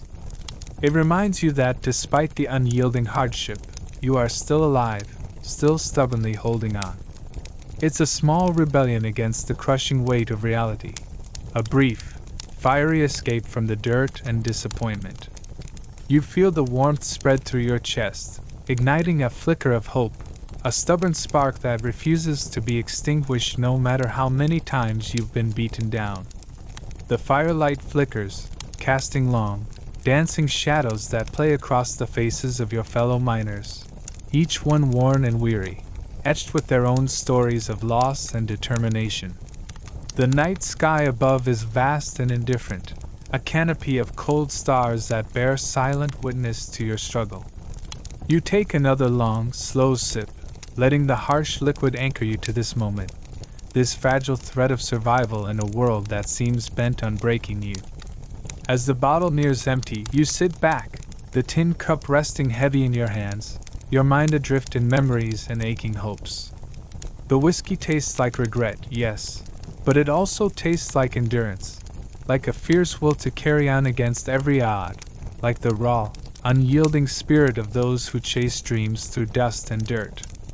Tonight, in the bitter warmth of that whiskey, you find a bitter comfort, a reminder that while the road ahead is long and cruel, you still walk it with purpose. Tomorrow will bring new struggles, more mud, more aching limbs, more nights colder than your spirit wants to bear. But for now, you sit in the quiet glow of the fire, tasting the harsh truth in your cup, holding on to whatever warmth you can find in a world that offers so little. You sit alone by the flickering campfire, the night air sharp and cold against your skin, the chill seeping into your bones despite the fire's feeble warmth. The wind carries a mournful song, rustling through the sparse pine branches and stirring the dust that never seems to settle in this forsaken mining camp. Your fingers, rough and cracked from weeks of hard labor, tremble slightly as you reach into your worn leather pouch. Nestled inside is a small, crumpled envelope, fragile and faded, yet more precious than any nugget of gold you might hope to find. It bears your name, written in a careful hand that feels almost foreign in this wild place. A letter from home, or what's left of it. Breaking the seal, you unfold the brittle paper with reverence, the crinkles echoing in the still night. The ink, faded and smudged by travel and time, traces the familiar curves of handwriting you haven't seen in what feels like an eternity. Your heart clenches as you begin to read. The letter carries the weight of 1,000 emotions, love, longing, and a quiet sorrow that threads through every word. Your family writes of everyday struggles and small victories, the slow passing of the seasons on the farm, the stubborn crops barely clinging to life, and the neighbors who stop by to ask after you with worried eyes and hushed whispers. They tell of the children, growing older without you, their laughter and tears filling the empty spaces you once occupied. Each sentence is a tender reminder of what you left behind, simple, mundane moments that now seem like precious treasures beyond reach. But beneath the surface warmth lies a growing darkness. The letter hints at hardships mounting back home, the debts accumulating, the cold nights where the fire barely keeps the frost at bay, and the loneliness that settles heavy on your family's shoulders. They speak cautiously of the uncertainty ahead, of the precarious balance between hope and despair that hangs over the homestead like a shadow. And woven through it all is the quiet question, when will you return? The question lingers painfully, unanswered, as your dreams of gold and fortune pull you deeper into this harsh, unforgiving land. You fold the letter with trembling hands, pressing it close against your chest for a moment before tucking it back into your pouch. The fragile paper seems to weigh as much as the burdens you carry, the crushing loneliness, the endless toil, and the gnawing doubt that perhaps this pursuit will only bring ruin. You wonder if the promise of riches is worth the cost, if the dust and mud of this camp will ever give way to the warm hearth and familiar voices of home. The fire crackles and pops, sending sparks swirling into the night sky, where stars blink cold and indifferent above the rugged mountains. Around you, the camp sleeps fitfully, men lost in dreams or haunted by regrets, each carrying their own stories of sacrifice and desperation. The wilderness stretches vast and merciless beyond the circle of light, a constant reminder of the fragile thread by which your hopes hang.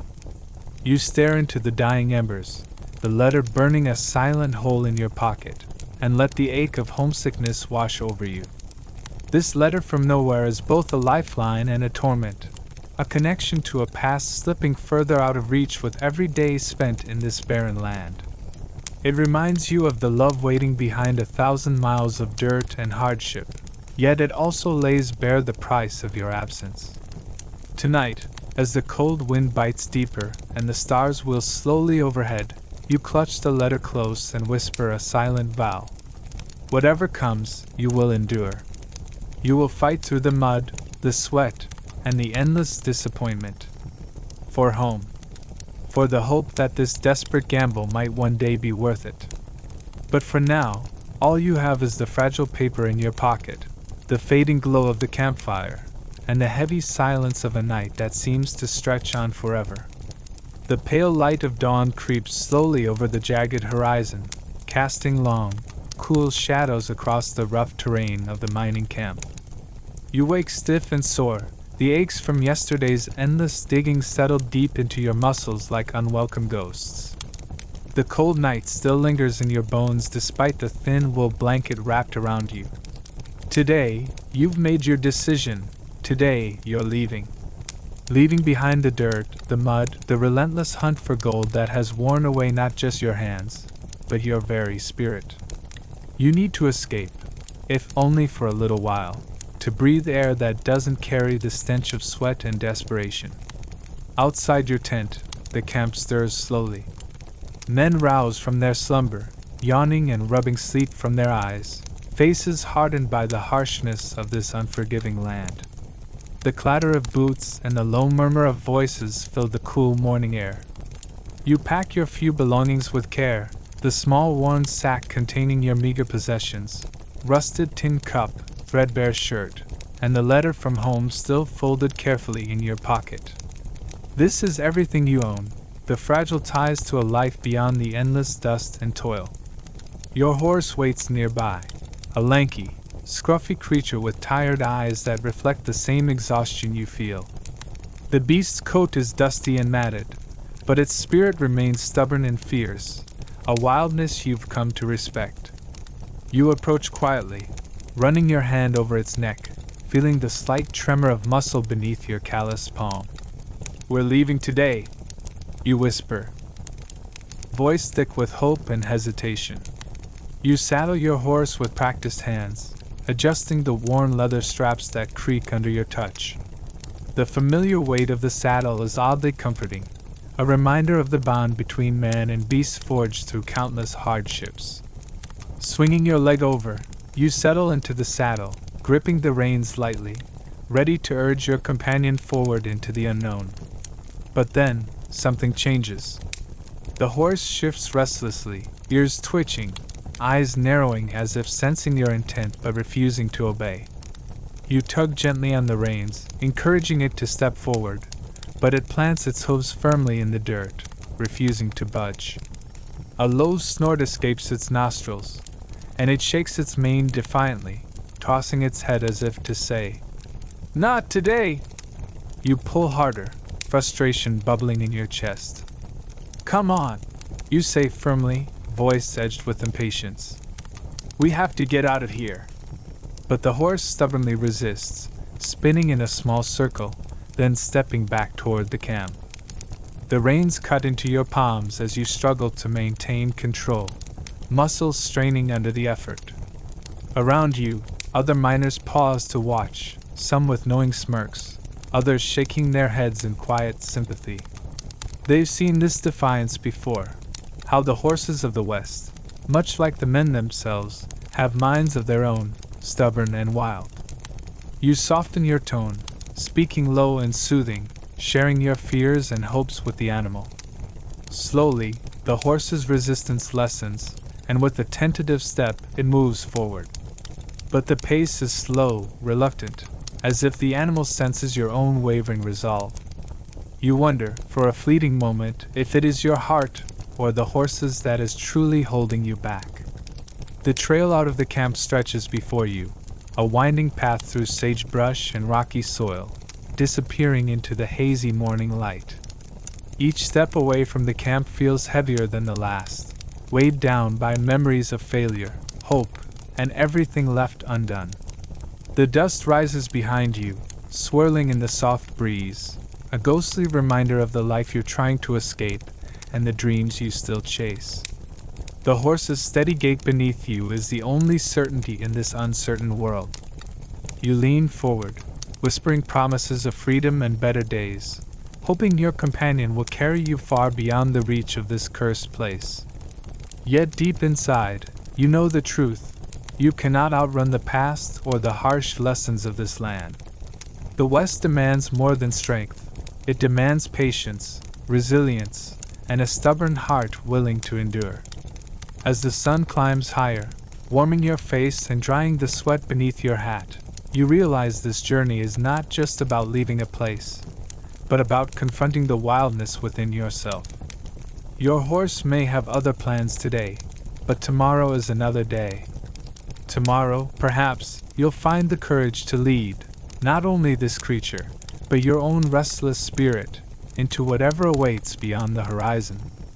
For now, all you can do is hold tight to the reins and trust that the road will open when the time is right. The morning sun climbs steadily higher, its rays piercing through the thin haze that lingers over the mining camp like a stubborn ghost. The air is thick with dust and the faint scent of smoke from last night's dwindling campfires. Around you, the restless murmurs of men going about their daily toil fill the atmosphere. But here, on the outskirts of the camp, there's a peculiar silence, a quiet spot where the wind barely stirs the dry grass. You stand alone, gripping the worn wooden handle of your shovel, staring down at the parched earth beneath your boots. It's hard and cracked, baked by the relentless sun and the long drought that has gripped this unforgiving land. There's no clear reason for what you're about to do. No whispered rumors of gold hidden beneath the soil. No old prospector's map with a marked X. Just a vague impulse, a restless energy you can't explain, driving your hands to begin digging. The first strike of your shovel shatters the earth's dry crust with a satisfying crunch. You lift the dirt, heavy and gritty, and toss it aside without a second thought. The sun warms your back, sweat trickling down your temples and stinging your eyes, but you barely notice. Digging becomes a rhythm, a cadence that drowns out the chatter of the camp. One scoop of earth after another, the hole grows deeper, a small crater etched into the dusty land. As you dig, your mind drifts. You think of the endless days spent sifting through gravel for the faintest glimmer of gold, the blistered hands, the aching back, the slow wear of hope. This hole, strangely, feels like a rebellion against all that. To dig without expectation, without the crushing weight of anticipation, is a kind of freedom. The labor is simple, honest, and its purpose lies solely in the act itself. Your arms ache, muscles burning with exertion, but the motion is almost meditative now. The shovel bites again and again into the dirt, releasing small clouds of dust that catch the sunlight like golden sparks. You pause to wipe your brow, eyes scanning the hollow you've made. It's nothing more than a shallow pit, a temporary scar in the land that will soon be filled by wind and rain. Yet it holds a strange significance, proof that you are here, that you have left your mark, even if it's a fleeting one. Occasionally, a passerby casts a curious glance, their faces etched with exhaustion and resignation. Some offer a grunt or a nod, as if acknowledging the shared struggle, while others mutter dryly about wasted effort. But you pay no mind. The world here is harsh and often senseless, and sometimes you need to create your own meaning in the little things. You remember nights spent by the fire, listening to tales of fortunes made and lost, of men driven mad by the glitter of gold dust. This hole, dug for no reason, is your silent defiance of that madness. It is the space where you control the outcome, no matter how small or insignificant it may seem. In a place where luck is fickle and dreams often die in the dirt, your hole is a small sanctuary of purpose. As the sun reaches its zenith, the heat becomes almost unbearable. Your shirt clings to your back, soaked with sweat, and your hands tremble with fatigue. Still, you dig a little more, reluctant to stop this act that somehow anchors you. Finally, when your arms threaten to give out, you lean on the shovel and gaze into the hollow, feeling a quiet satisfaction. No gold lies here, no hidden treasure awaits. But in this simple, purposeless hole, you find a strange peace. A reminder that even in the harshest places, and in the hardest times, there is value in the act of doing something with your own hands. And sometimes, that is enough. The midday sun hangs high and merciless above the dusty main street of the camp, casting long, hard shadows that stretch between the weathered wooden storefronts and the scattered wagons. The air smells of dry earth, sweat, and the faint, lingering odor of gunpowder from a hastily extinguished stool the night before. You try to keep your head low as you move through the sparse crowd, weary miners, grizzled prospectors, and restless drifters, but you can't shake the feeling that eyes are watching you. Not just curious glances, but cold, calculating stares that prick at your skin like a swarm of unseen insects. The sheriff stands near the corral, his broad-brimmed hat pulled low to shield his eyes from the sun, a thick cigar clenched between his teeth. His weather-beaten face is shadowed by the brim, but his gaze cuts through the haze like a hawk's, settling on you with unmistakable suspicion. You can almost hear the silent accusation hanging between you, unspoken but palpable. He's seen newcomers before, folks like you who drift in with little more than hope and a pack on their back, and he knows how quickly fortunes turn sour out here. Your heart beats a little faster as you pass by, boots kicking up small clouds of dust. The sheriff steps forward, blocking your path with the slow confidence of a man who wields both authority and the cold steel hidden beneath his coat. "You been hanging around here long?" His voice is rough, edged with distrust. "What brings you to these parts, stranger?" You consider your answer carefully. The truth is simple. You're just trying to survive. Just trying to find a place in this wild land where gold is as elusive as a whisper. But the sheriff isn't looking for honesty. He's sizing you up, trying to decide if you're trouble or just another lost soul. You clear your throat and give him a measured reply, careful to keep your tone steady. "Passing through. Looking for work, maybe a chance to make something of myself." He narrows his eyes, stepping closer, his boots scraping the wooden planks beneath your feet. "Work, huh? Ain't many honest jobs round here. Most folks come chasing dreams of gold, or running from something worse." His gaze flickers briefly to the small bag slung over your shoulder, then back to your face. "You sure you ain't hiding something?" The question hangs heavy in the dry air. You want to say no, but the truth is complicated. Out here, everyone has secrets, some darker than the endless nights under the unforgiving sky. The sheriff's suspicion isn't just about you.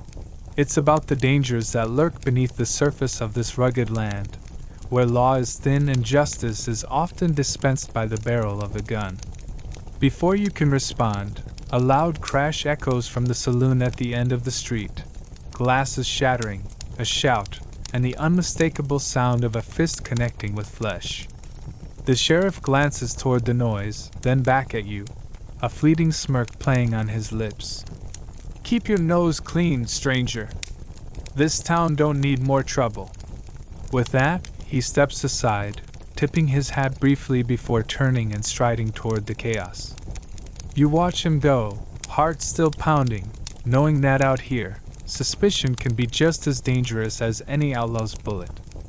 And as you continue down the dusty street, the weight of the sheriff's gaze lingers, a reminder that in this wild frontier, trust is as rare and precious as the gold buried deep beneath the earth. The sun hangs low and heavy in the sky, its fading light bleeding through the swirling dust that clings to everything in this harsh, unforgiving landscape. You've been working the creek bed for hours, your back aching and your fingers raw and trembling from the constant pounding and sifting of dirt and gravel. The golden glimmers you've found so far are few and far between, and they always seem too small to matter. But still, the promise of striking it rich keeps you at it, day after exhausting day. Your gaze drifts to the ground, scanning the familiar mixture of mud, rock, and forgotten debris left behind by other hopeful souls who came and went before you. The camp around you hums with tired voices, the clink of tools, and the occasional shout from men arguing over claims or bad luck. You wipe the sweat from your brow and pause, feeling the weight of loneliness press down like the thick afternoon heat. Then, suddenly, something catches your eye, a faint, flickering glint barely noticeable amid the dull browns and grays of the earth. Your heart skips a beat as you crouch low, brushing away the dirt carefully with your fingers. The shimmer becomes clearer, revealing a small, worn object nestled among the rocks and grit. You pick it up, your fingers closing around it gently, almost reverently. It's a spoon. Not silver, not gold, but a simple, battered tin spoon, its surface scratched and tarnished by time and use. The edges are chipped, the handle bent ever so slightly, and faint patterns, perhaps once intricate, are now nearly erased, worn smooth by years of meals taken hurriedly by campfires and under cold morning skies. For a moment, frustration wells up inside you. This isn't the treasure you'd hoped for, no promise of fortune, no gleam of wealth that could change your fate. It's just a spoon. But as you hold it, the weight in your palm feels comforting in a way you didn't expect. It's a tangible connection to something real, something human, amidst the endless toil and uncertainty. You think of all the hands that must have gripped this spoon before you, men and women with stories just like yours, chasing dreams and fighting despair, sharing moments of brief warmth beside a fire in the dead of night. This spoon, humble and unremarkable, has seen more than you ever will. It's tasted countless bitter stews and hard bread, listened to whispered prayers and raucous laughter alike, and has been a silent companion through countless cold mornings and blistering noons.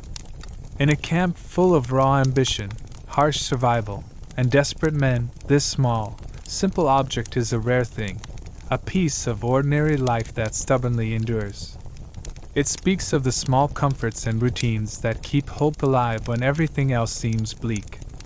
The spoon is a symbol of resilience, proof that even here, in this wild, rough land, humanity clings stubbornly to its everyday rituals.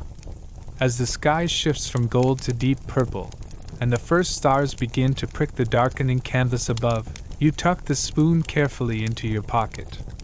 It isn't gold or jewels, but it is something, a reminder that life goes on beyond the dirt and toil, beyond the harshness of this unforgiving frontier. It's a talisman of sorts, a small victory you can carry with you when the nights grow colder and the days seem endlessly long. With the spoon safely in your pocket, you stand and stretch, the ache in your muscles momentarily forgotten. The camp is settling down for the night. The low murmur of voices around the fire, and the occasional clatter of a tin cup being set down are the soundtrack to your lonely vigil. The spoon feels heavier now, full of meaning and memory. It is a fragile link between past and present, between you and the countless others who have come before, all searching for something shiny, whether gold or just a glimmer of hope. And though the spoon will never make you rich, it somehow makes you richer in spirit, a small, shining piece of life amid the endless dust and dirt. The air feels different now, colder, heavier, as if the very atmosphere itself is holding its breath. Around you, the camp that was once alive with chatter, laughter, and the ceaseless clatter of tools and boots has begun to dissolve into an eerie quiet. One by one, the tents are being packed up, the wagons loaded with supplies, and the faces that once shared your struggles vanish like ghosts in the fading light. The gold rush that had drawn hundreds here is turning its back, shifting somewhere else, chasing new rumors and fresher claims. The hopeful crowd you arrived with, the makeshift families you formed amid the dirt and grime, are leaving, but you are not. You stand alone amid the scattered remnants of a once bustling camp. The dirt paths are quieter, the fire pits cold, and abandoned. The wooden boards of the shack you built creak softly in the evening breeze, as if groaning at the solitude that now fills the space. The familiar noises of laughter, argument, and desperation are replaced by the whisper of wind through the scrub and the distant howl of a lone coyote. The camp is emptying out, and yet you remain, stubborn, tethered to this patch of earth by reasons you're not even sure you fully understand. Maybe it's hope, or stubbornness, or the thin, unbreakable thread of habit that keeps you rooted in place. Everyone else seems to believe that fortune lies beyond the next ridge, or in the fresh streams of a distant creek. But for you, this place has already become home, in all its harsh, unforgiving glory. You know the contours of the land, the patterns of the stars overhead, and the secrets hidden beneath the soil. You know that fortune isn't always found in gold. Sometimes, it's found in endurance, in surviving when others give up. The days grow shorter, the nights colder, and the camp feels less like a temporary outpost and more like a graveyard of dreams. But you press on, packing your meager belongings with care, patching your worn clothes and sharpening your resolve. Every footstep echoes louder in the empty space, and every breath feels heavier with the weight of isolation. Yet, despite the loneliness, there's a strange peace in this solitude, a rhythm to the quiet that allows you to hear yourself think, to remember who you are beneath the dust and sweat. Around the empty fire pits, the charred remains of countless meals tell silent stories of hopes dashed and camaraderie forged. The tents, once vibrant with the bustle of men chasing their dreams, sag under the weight of abandonment. You pause to run a hand over the rough canvas of your own shelter, feeling the coarse fabric that has shielded you from rain and cold, and the faint scent of smoke still clinging to the timbers. This shelter is more than wood and nails. It is a testament to your determination to endure where others have faltered. As the sun sets behind the hills, casting long shadows that stretch like fingers across the barren ground, you realize that staying behind means facing the cold nights alone, with only the stars and the memories for company. There will be no cheering voices, no warm fireside tales. Just you, the relentless earth, and the whispering wind. But in this emptiness, you find something unexpected, a quiet strength that grows in the absence of distractions, a fierce resolve that roots you deeper than gold ever could. The camp may be gone, the faces disappeared, but you remain. Because sometimes, survival isn't about striking it rich or making a name. It's about standing your ground when everyone else has turned away. And as night falls, wrapping the world in darkness, you pull your coat tighter around your shoulders, light a small fire, and settle in. You are alone, but you are here. You stay. The river never stops. It winds and twists through the rugged land, carving its way past rocky cliffs and silent forests, past the empty shell of your camp and the scattered relics of dreams long faded. The water's steady murmur is a constant, a reminder that no matter what happens, life endures, relentless, patient, indifferent to human struggle or fortune. It flows, unbothered by your losses, your hopes, or the endless dust that settles on this forgotten patch of earth. You sit on a weathered rock at the river's edge, your hands rough and cracked from years of toil, your clothes threadbare and stained, your eyes heavy but alert. The years have changed you. The fire in your chest has mellowed into a steady burn, tempered by hardship and resilience. You watch the water slip past, catching the last golden light of the setting sun, and for a moment, you feel a strange peace settle over you. This river, like life itself, has seen so much, the hopeful and the desperate, the lucky and the lost. It has carried away the dreams of countless souls like you, swept them downstream to places unknown. But it has also nurtured new beginnings, the buds of growth hidden beneath the ice, the fresh water that sustains all living things. The river is indifferent to gold, to wealth, to fortune. It cares only for the flow, the eternal movement forward. You reach into your pocket, and feel the Warrenton spoon, a small keepsake from your journey. It is humble, scratched, and bent, but it is yours, a symbol of endurance, of the small victories that matter more than riches. The camp is gone, the faces have disappeared, and the gold you sought remains elusive, but you have something that no one else can take away, your story. You think back on the blistered hands, the endless dirt, the cold nights, the fleeting friendships, and the moments of quiet beauty that shimmered like gold in the dust. You remember the strangers and the thieves, the rain and the fires, the bitter whiskey and the simple meals. Every hardship, every small triumph has shaped you, carved you like the river carves the land. And now, as the twilight deepens and the first stars begin to wink into existence, you know this chapter is ending. But the river flows on, just as life does. There will be other camps, other dreams, other souls chasing shadows of fortune. The world moves forward, and so must you. Rising slowly, you take one last look at the fading campgrounds, the empty trails, and the silent wilderness beyond. Your journey here may be over, but your story is far from finished. You will carry the lessons, the scars, and the memories with you, treasures more lasting than any nugget of gold. With a deep breath, you turn away from the river, feeling the cool night air on your face. The road ahead is uncertain, the future unwritten. But you are ready. You have endured, survived, and lived, and that is more than enough.